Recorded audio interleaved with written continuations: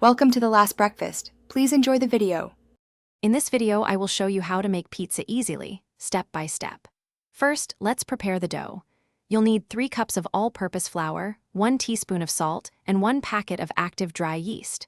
Combine the yeast with 1 cup of warm water and 1 tablespoon of sugar, letting it bloom for about 5 minutes.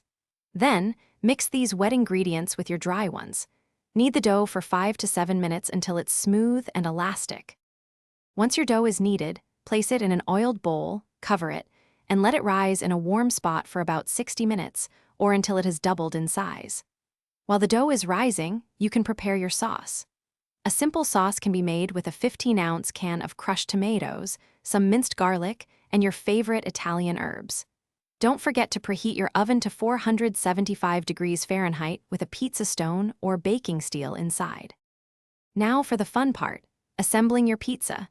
Gently punch down the risen dough, then stretch or roll it out into a 12-inch circle on a lightly floured surface. Spread your prepared sauce evenly over the dough, making sure to leave about a 1/2-inch border for the crust. Next, add your favorite toppings and about 8 ounces of shredded mozzarella cheese. Be creative with your toppings for a personalized touch. Bake your pizza for 10 to 15 minutes, or until the crust is golden brown and the cheese is bubbly and melted. Once it's perfectly cooked, carefully remove it from the oven. Let it cool for a few minutes before slicing and serving. Enjoy your delicious, homemade pizza. For more great tips and deals, and to check out the new Kindle Paperwhite, be sure to look at the links in the description below.